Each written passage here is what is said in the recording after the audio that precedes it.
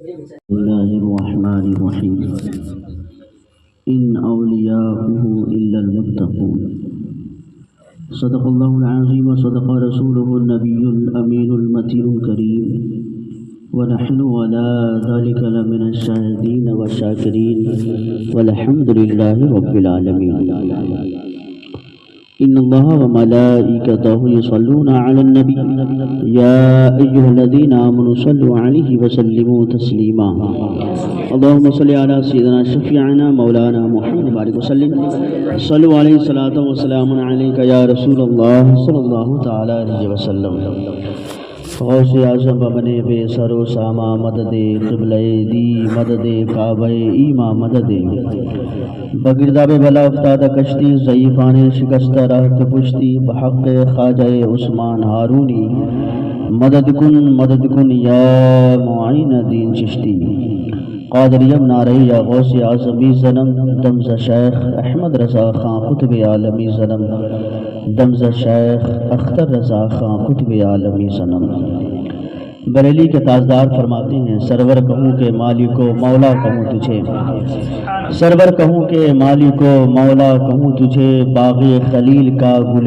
زیبا کہوں تجھے تیرے تو وصف عیب تناہی سے ہے بری حیرہ ہوں میرے شاہ میں کیا کیا کہوں تجھے لیکن رضا نے ختم سخن اس پہ کر دیا خالق کا بندہ خلق کا آقا کہوں تجھے حضرات محترم ہر سال کی طرح اس سال بھی جناب سید منصور صاحب رفائی نے اپنی اس دولت قدی پر عوام اہل سنت طلبان علوم نبویہ کو مدعو فرمایا اس لیے کہ یہاں پر جو فیض بڑھتا ہے سرکار غوث پاک کا بھی بڑھتا ہے اور سید احمد رفاعی رحمۃ اللہ علیہ کا بھی بڑھتا ہے اور یہ نسبتیں بڑی نسبت ہیں جن کا نام لینے سے پہلے کئی مرتبہ سوچنا پڑتا ہے کہ ایسا نہ ہو کہ ان کے نام لینے میں اگر ہم گنہگاروں سے کوئی بے ادبی ہو جائے تو میدان محشر میں کہیں اپنا چہرہ نہ پھیر لیں اس لیے بڑی شخصیتیں ہیں اور یقیناً ان بزرگوں کا فیض انہیں ملتا ہے جو بزرگوں کی بارگاہ میں ادب کے ساتھ مؤدب ہو کر اللہ کے ولیوں کی بارگاہ میں حاضری بھی دیتے ہیں اور ان کی باتیں بھی سنا کرتے ہیں میں نے پوسٹر دیکھا اس میں ایک نام تو ایسا نام ہے جو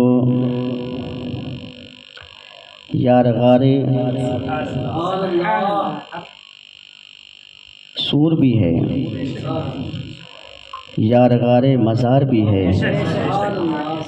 یارغارِ سفر بھی ہے اور یار حجر بھی ہے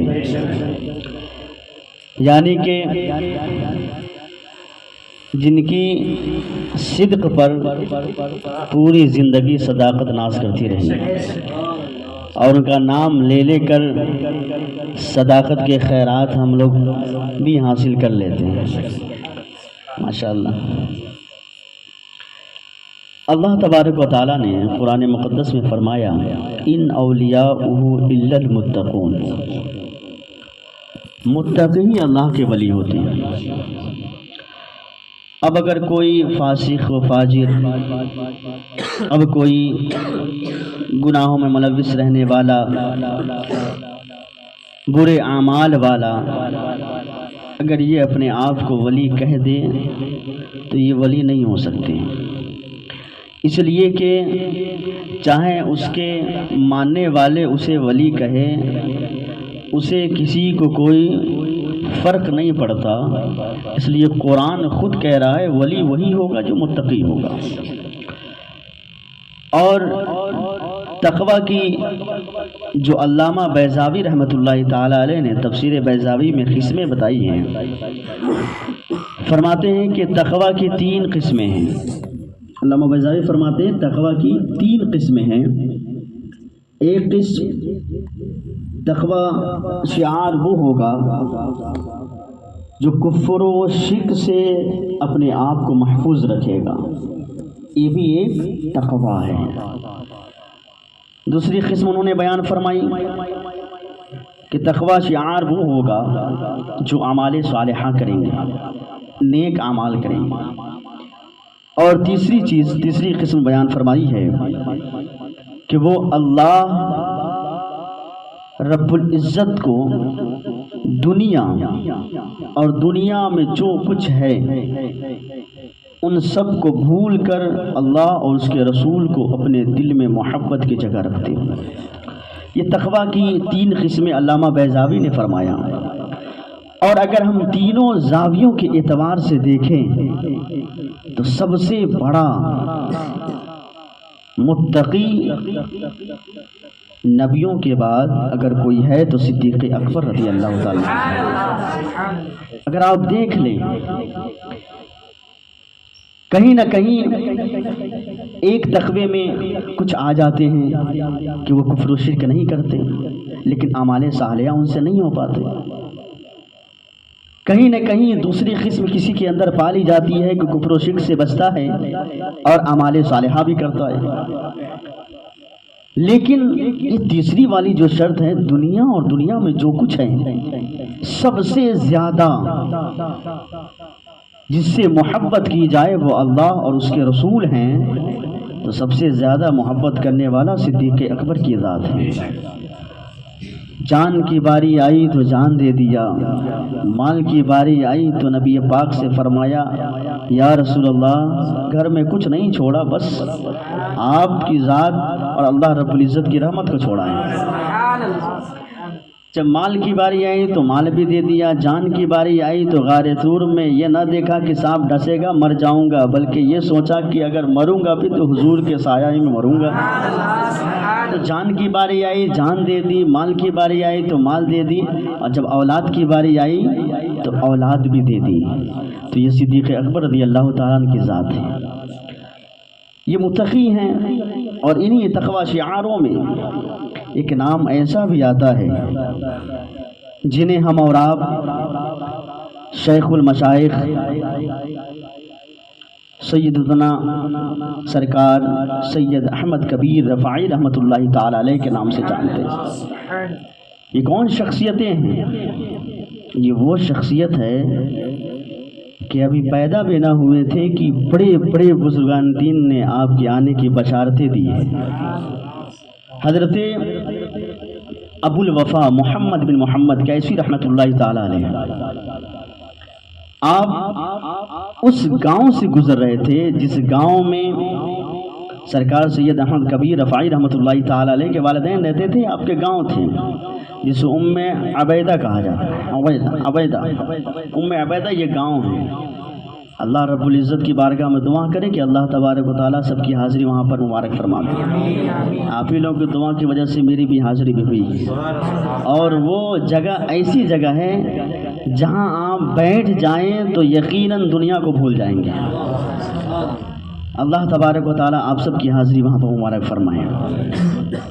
تو جیسے وہ بزرگ ابو الوفا محمد بن محمد رحمۃ اللہ تعالی علیہ اسی گاؤں سے گزر رہے تھے تو آپ نے اچانک خادموں کے ساتھ چل رہے ہیں اور اچانک کہا السلام علیکم یا احمد، السلام علیکم یا احمد۔ اب جیسے چلنے لگے خادموں نے کہا کہ سرکار یہاں پہ کوئی موجود ہی نہیں ہے، سلام کس کو کہہ رہے ہیں، سلام کس کو کہہ رہے ہیں؟ کہا کہ سنو، میں سلام اسے کہہ رہا ہوں جو ابھی پیدا نہیں ہوا ہے، ابھی وہ اپنے ماں کے شکم میں ہے، جو پیدا ہوگا تو اس کا نام احمد ہوگا، اور اس کے سامنے بڑے سے بڑے تقوی شعار اپنے عجز و انکساری کے ساتھ بیٹھا ہوا نظر آئے گا۔ اور وہی سرکار سید احمد کبیر رحمۃ اللہ تعالی علیہ کی ذات ہوئی جو اس گاؤں میں پیدا ہوئے۔ ایسے ہی آپ کے ماما شیخ سید محمد منصور رحمۃ اللہ تعالی علیہ نے بھی خواب دیکھا، اور خواب میں کسے دیکھا؟ جسے دیکھنے کے بعد مقدر جگمگانے رکھتا ہے، یعنی کہ میرے آقا کریم صلی اللہ تعالی علیہ وسلم کو خواب میں دیکھا۔ حضور صلی اللہ تعالی علیہ وسلم ارشاد فرماتے ہیں، منصور تمہارے گھر ایک بچہ پیدا ہوگا جس کا نام احمد رکھنا، اور 40 روز کے بعد اس کی ولادت ہوگی، اس کو کہیں مت چھوڑنا بلکہ اسے ابو الفضل علی واسطی کے پاس رکھنا، اور وہاں پہ علم دین حاصل کریں گے۔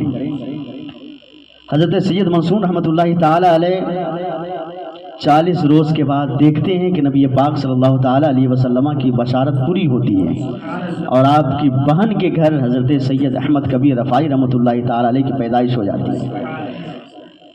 سرکار سید منصور رحمۃ اللہ تعالی علیہ نے بھی یہی کیا، اور آپ کو ابو الفضل علی واسطی رحمۃ اللہ تعالی علیہ کی بارگاہ میں رکھا، اور آپ وہاں علم دین حاصل کرنے لگے، یہاں تک کہ ایک وقت آیا جب سید منصور رحمۃ اللہ تعالی علیہ کا انتقال ہونے لگا۔ جب آپ اس دنیا سے جانے لگے تو پھر اس وقت آپ کی اہلیہ نے کہا کہ اے میرے شوہر نامدار، اب آپ اس دنیا سے کوچ کر جائیں گے تو آپ اپنا جانشین، اپنا خلیفہ کس کو بنائیں گے؟ نصیحت فرما دیجیے۔ تو آپ نے کہا کہ میرا خلیفہ، میرا جانشین وہی بنے گا جو میرے نقش قدم پہ ہوگا۔ اہلیہ نے کہا کہ اگر آپ اپنے شہزادے کو بنا دے تو اچھا رہے گا، لیکن سید منصور رحمۃ اللہ تعالی علیہ کہتے ہیں کہ نہیں، میرا خلیفہ اور جانشین وہ بنے گا جو تجھ دیکھ لے گی، اور کہتے ہیں کہ میرا اگر جانشین بنے گا تو میرا بھانجا سید احمد کبیر بنیں گے۔ شریک حیات نے بار بار اصرار کیا، تو اس کو دکھانے کے لیے آپ نے دونوں کو بلایا، اور بلانے کے بعد کہتے ہیں کہ آپ دونوں حضرات تشریف لے جائیے اور کھجور کی ٹہنیاں، شاخیں توڑ کر لائیے۔ دونوں چلے گئے، کچھ ہی دیر میں آپ کے شہزادے کھجور کی بہت ساری شاخیں، ٹہنیاں توڑ کر آپ کی بارگاہ میں پیش کر دیے۔ آپ بھی موجود تھے، آپ کی شریک حیات بھی موجود تھی۔ کچھ ہی دیر میں حضرت سید احمد کبیر رفاعی رحمۃ اللہ تعالی علیہ تشریف لائے، اور ایک بھی شاخ آپ نے نہیں توڑا، ایسے ہی آ گئے۔ اب تو جو شریک حیات تھے انہوں نے سوچا کہ آپ کے حکم کی تعمیل جس نے کیا اسی کو اپنا جانشین بنائیں گے۔ تو پھر آپ نے کہا یہ تو بتائیے کہ آپ کیوں نہیں شاخیں لے کر آئے؟ حضرت سید کبیر احمد رفاعی رحمۃ اللہ تعالی علیہ کہتے ہیں میں کیسے شاخ توڑتا کہ ہر شاخ اللہ رب العزت کی تسبیح بیان کر رہی ہے، کیسے میں توڑتا؟ جو اللہ تبارک و تعالیٰ کی تسبیح بیان کرے اس شاخ کو کیسے درخت سے الگ کر دوں؟ تو پھر اس وقت حضرت سید منصور رحمۃ اللہ تعالی علیہ فرماتے ہیں دیکھا میرا جانشین، میرا خلیفہ بننے کے لائق یہی ہے، اور میں نے ہمیشہ تمہاری طرح دعا کرتے رہا کہ مولا میرا بیٹا جانشین بنے گا، لیکن جیسے میں کہتا تھا کہ میرا بیٹا خلیفہ بنے گا تو آواز آتی تھی کہ اے منصور تیرا بیٹا خلیفہ نہیں بنے گا بلکہ تیرا بھانجا خلیفہ بنے گا۔ تو آپ کا خلیفہ کون بنے؟ سید کبیر احمد رفاعی رحمۃ اللہ تعالی۔ آپ اسی طرح علم دین پھیلاتے رہیں، آپ کی بارگاہ میں لوگ آتے، جس حال میں آتے، جیسا آتے، آپ کا معمول تو یہ تھا کہ آپ لوگوں کے، اپنے مریدوں کے، خادموں کے ساتھ بیٹھے ہیں اور خود کہہ رہے ہیں، ہے کوئی کہنے والا ایسا، خود کہتے ہیں اے میرے مریدوں، اے میرے ہم نواؤں صاحبوں، میرے اندر اگر کوئی عیب ہے تو بتاؤ، میرے اندر کوئی عیب ہے تو بتاؤ۔ تو اتنا کہنا تھا تو ایک شخص کہنے لگے کہ آپ کے اندر ایک عیب ہے۔ سید احمد کبیر رحمۃ اللہ تعالی علیہ کہتے ہیں بتاؤ تو صحیح میرے اندر کون سی عیب ہے؟ کہا ایک عیب یہ ہے کہ آپ گنہگار بھی آتے ہیں تو اسے اپنا بنا لیتے ہیں، یہ عیب ہے۔ اتنا کہنے لگے تو جتنے مجمع میں لوگ تھے سب کے سب رونے لگے۔ سید کبیر احمد رفاعی رحمۃ اللہ تعالی علیہ بھی رونے لگے، اور روتے روتے کیا فرماتے ہیں کہ ہم تو آپ سب سے بھی کمتر ہیں۔ اپنے آپ کو کیا کہتے ہیں؟ ہم آپ سب سے بھی کمتر ہیں۔ یہاں تک کہ آپ کا معمول رہا ہے آپ ہمیشہ چوراہے پہ نکل جاتے ہیں غریبوں کے پاس، مسکینوں کے پاس، مفلسوں کے پاس، اور آپ ان کی خدمت بھی کرتے، اور آپ ان سے کہتے تھے کہ میرے لیے آپ دعا فرمائیے، آپ میرے لیے دعا فرمائیے۔ یہاں تک کہ آپ نے دیکھا ایک کتے کو جو خارش زدہ تھا، کھجلی والا کتا جس کو کہتے ہیں، دیکھا آپ نے کہ گاؤں سے لوگوں نے اسے باہر کر دیا تھا، اسے دیکھا اور دیکھنے کے بعد اسے لیا، اور لینے کے بعد جنگل میں گئے، ایک چھوٹا سا آشیانہ تیار کیا، وہاں پہ اس کتے کو رکھا، اسے صاف کیا، اور پھر یہاں تک کہ جب بے زبان جانور کی کوئی خدمت کرتا ہے تو اللہ تبارک و تعالیٰ اسی کے ذریعے حضرت ابو ہریرہ رضی اللہ تعالیٰ سے روایت ہے کہ حضرت ابو ہریرہ خود فرماتے ہیں کہ ایک فاحشہ عورت، ایک فاحشہ بدکار عورت ہے جو جا رہی تھی کہیں، اور دیکھتی کیا ہے کہ ایک کنواں ہے، اور کنویں کے پاس میں ایک کتا ہانپ رہا ہے، اس کی سانسیں پھول رہی ہے، پیاس سے تڑپ رہا ہے۔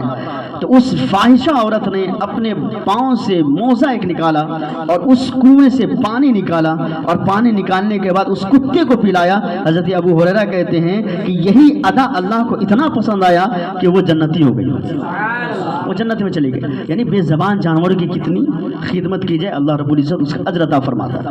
آپ نے خدمت کی اور پھر اس کو صحیح سالم کر کے چھوڑ دیا۔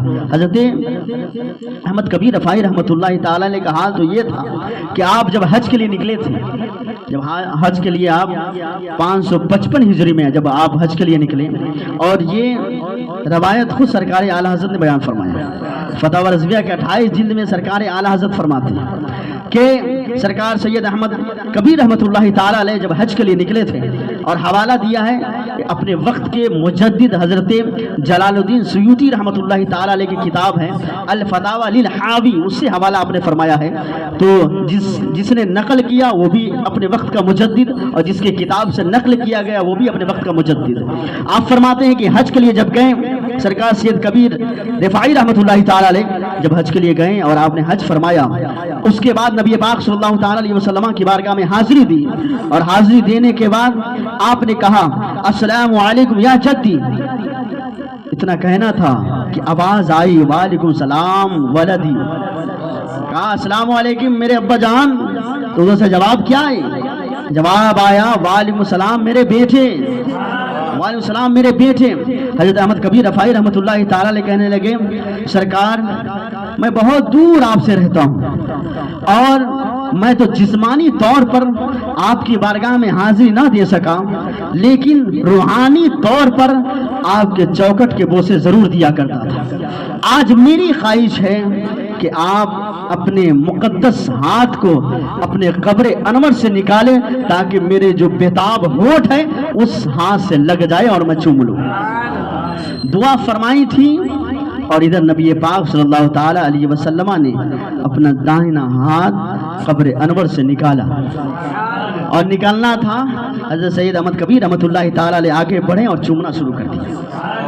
اس وقت سرکار اعلیٰ حضرت لکھتے ہیں کہ اس وقت 90,000 لوگ مسجد نبوی موجود تھے، اور وہ لوگ کون تھے؟ سب کے سب اللہ کے ولی تھے، سب کے سب اللہ کے ولی، اور انہی میں سے ایک ایسا بھی تھا جسے پیر پیرا کہا جاتا ہے، شاہ جیلا کہا جاتا ہے، اسے قطب الاقطاب کہا جاتا ہے، غوث الاغیاث کہا جاتا ہے، یعنی میرا محی الدین عبد القادر جیلانی بھی موجود۔ سرکار اعلیٰ حضرت امام احمد رضا خان فاضل بریلوی فتاوی رضویہ کے 22ویں جلد میں ایک واقعہ اور بھی نقل فرمایا کہ حضرت خضر موصلی رحمت اللہ تعالی علیہ یہ سرکار غوث پاک رضی اللہ تعالیٰ کے مرید تھے. اور آپ کو میں بتاؤں کہ سرکار غوث پاک رضی اللہ تعالیٰ عمر میں بھی بڑے تھے اور بڑے تو ہی سید احمد کبیر رحمت اللہ تعالیٰ علیہ عمر میں چھوٹے تھے. حضرت غوث پاک رضی اللہ تعالیٰ کی پیدائش پہلے، حضرت احمد کبیر رحمت اللہ تعالیٰ علیہ کی پیدائش بعد میں. سرکار غوث پاک رضی اللہ تعالیٰ پہلے وفات پا گئے، حضرت احمد کبیر رحمت اللہ تعالیٰ علیہ بعد میں. یہاں تک کہ ادھر شیخ عبد القادر جیلانی نے جب مسجد نبوی، مسجد بغداد کے مسجد سے جب آپ نے کہا تھا نا، شیخ عبد القادر جیلانی نے ہذا قدمی علی رغبت کل ولی اللہ، تو اس وقت ادھر ام عبیدہ میں یعنی بصرہ میں شیخ احمد کبیر رفاعی رحمت اللہ تعالی علیہ اپنے خادموں کے ساتھ ہیں اور کہتے ہیں رقبی رقبی رقبی رقبی. کہا کیوں آپ ایسے کہہ رہے رقبی؟ کہا تجھے نہیں معلوم، میں سن رہا ہوں کہ بغداد کی مسجد سے بڑے پیر کہہ رہے ہیں کہ میرا قدم تمام اولیوں کے گردن پر ہے، تو میں نے اپنے سر کو جھکا دیا. تو شیخ عبد القادر جیلانی رضی اللہ تعالیٰ کی بارگاہ میں اب محبت تو دیکھیں، ان دونوں بزرگوں میں محبت دیکھیں. شیخ عبد القادر جیلانی بڑے پیر غوث پاک رضی اللہ تعالیٰ تشریف فرمائے بابو شیخ میں. حضرت خضر موصلی رحمت اللہ تعالیٰ علیہ تشریف لائیں اور لانے کے بعد کہتے ہیں ابھی کچھ بولا نہیں ہے، تشریف فرما ہے، نصیحتیں سن رہے ہیں، لیکن دل میں خیال پیدا ہوا کاش کہ ام عبیدہ میں رہنے والے احمد کبیر رحمت اللہ علیہ کو دیکھ لیتا. ابھی وہ بھی باحیات ہیں، ظاہر کیا ابھی اپنے دل میں ظاہر کی ہے، لیکن سرکار غوث پاک تو چہرے کو کیا دل کو دیکھ کے بتاتے تھے کہ کیا چل رہا ہے. آپ نے فرمایا خضر کیا دیکھنا چاہتے ہو؟ سید احمد کبیر کو دیکھنا چاہتے ہو؟ کہا سرکار میں دیکھنا چاہتا ہوں. سرکار غوث پاک رضی اللہ تعالیٰ نے اپنے ہاتھ کو اس طرح کیا اور جیسے ہاتھ کو کیا حضرت خضر موصلی کہتے ہیں ایسے سرکار غوث پاک نے ہاتھ کو کیا. میں اپنے آپ کو دیکھ رہا ہوں کہ میں سید احمد کبیر رحمت اللہ تعالیٰ علیہ کے بغل میں بیٹھا ہوں اور میں نے ان کو دیکھا اور دیکھنے کے بعد ادب کھڑے ہو کر سلام پیش کی. اور سلام پیش کرنا تھا کہ سید احمد کبیر رحمت اللہ تعالیٰ علیہ کہتے ہیں خضر بڑے پیر کے مرید ہو، مجھے دیکھنا چاہتے ہو؟ تم بڑے پیر کے مرید ہو اور تم مجھے دیکھنا چاہتے ہو؟ ان سے فیض حاصل کرتے رہو. میں تو رانی، میں تو ان کے ماتحت رہنے والا ہوں، میں تو ان کے ماتحت رہنے والا ہوں. اتنا کہہ کر غائب ہو گئے. اب سرکار اعلیٰ حضرت خود فرماتے ہیں، اس میں لکھتے ہیں خدا رضیہ شریف میں کہ ادھر حضرت خضر موصلی رحمت اللہ تعالی علیہ ہیں.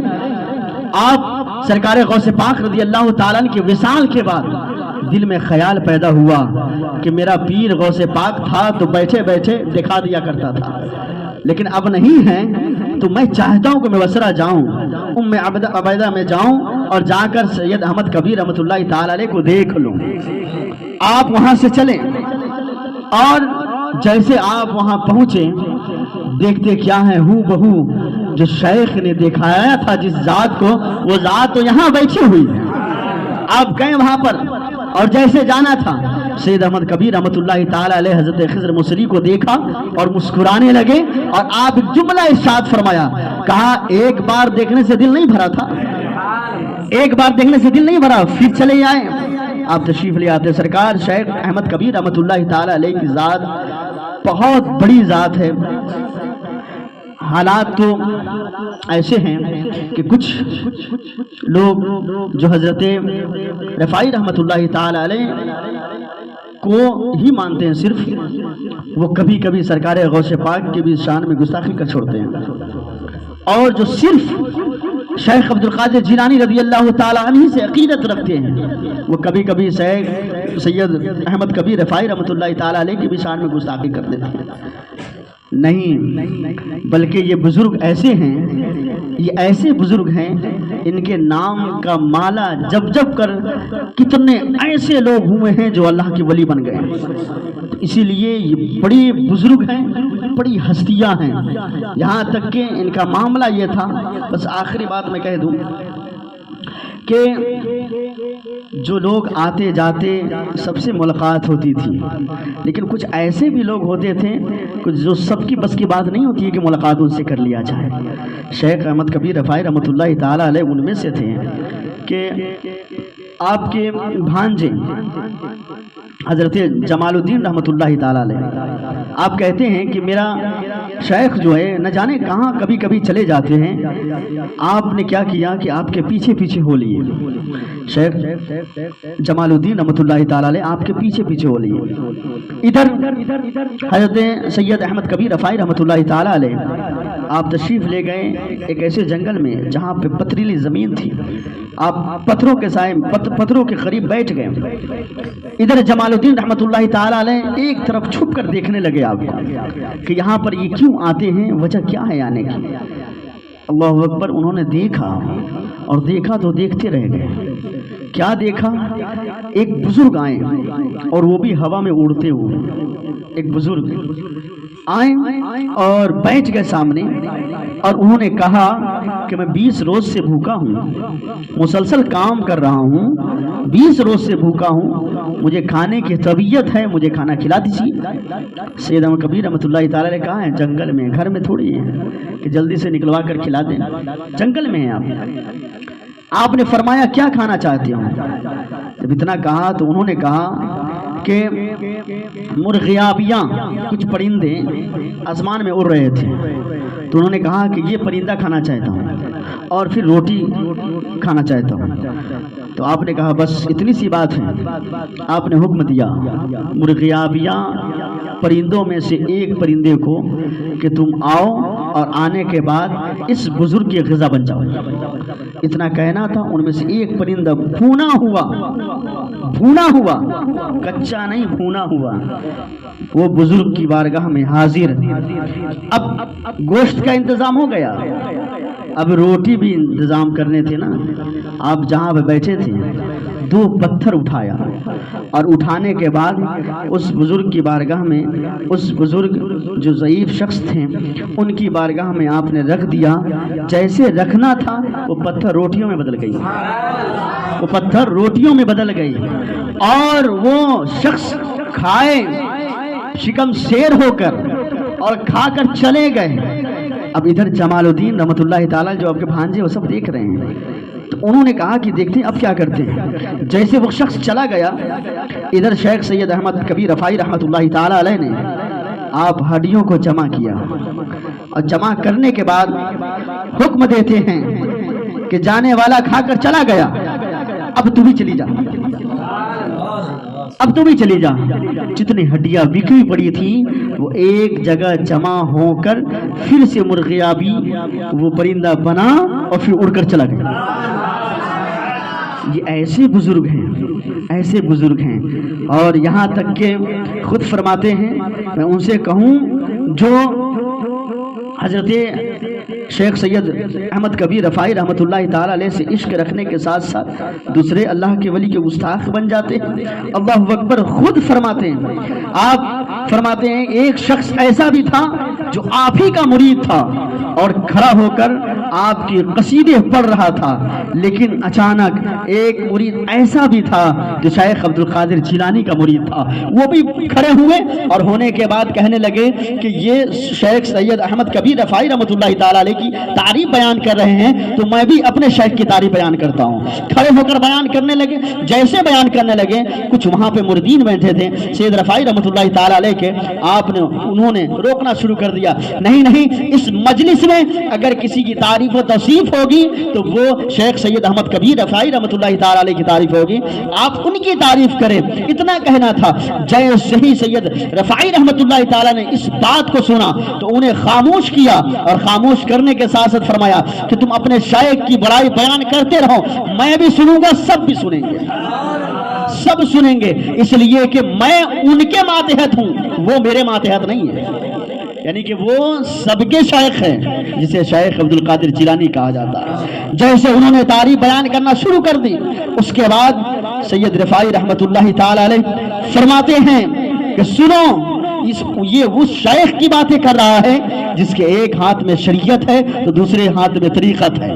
جہاں سے چاہو وہاں سے اٹھا لو، جہاں سے چاہو وہاں سے اٹھا لو. تو میرے شیخ عبد القادر جیلانی کا بھی یہ حال تھا. زمانہ ایک ہی تھے اور زمانہ دونوں کے ایک تھے، لیکن دونوں میں محبت کیسی تھی. اللہ اکبر. ہم بزرگوں کے وجہ سے اپنے آپ کو ڈیوائیڈ ہونے کی کوشش ضرور بالکل نہیں کرنا چاہیے. ہمیں چاہیے کہ وہ بھی بزرگ ہمارے ہیں اور وہ بھی بزرگ ہمارے ہیں. کسی بھی اللہ کے ولی کا گستاخ کبھی بننے کی کوشش نہ کیجیے گا، اس لیے کہ شیخ سید احمد رفاعی رحمۃ اللہ تعالی علیہ بھی آل رسول ہیں، شیخ عبد القادر جیلانی بھی آل رسول ہیں. شیخ سید رفاعی رحمۃ اللہ تعالی علیہ حسینی ہیں اور شیخ عبد القادر جیلانی حسنی حسینی ہیں. تو اس لیے دونوں بزرگوں کو خاطر میں لائیں. اللہ رب العزت کی بارگاہ میں دعا ہے کہ اللہ تبارک و تعالی اس مختصر سی گفتگو کو اپنی بارگاہ میں قبول عطا فرمائے اور آپ سب کی حاضری بھی اللہ رب العزت اپنی بارگاہ میں قبول عطا فرمائے. رب کی بارگاہ میں دعا ہے کہ اللہ تبارک و تعالی ہم سب کو شریعت مطہرہ پر رہ کر زندگی گزارنے کی توفیق عطا فرمائے. مسلک حق کا مسلک اعلی حضرت پر ہم سب کا جینا مرنا نصیب عطا فرمائے. السلام علیکم.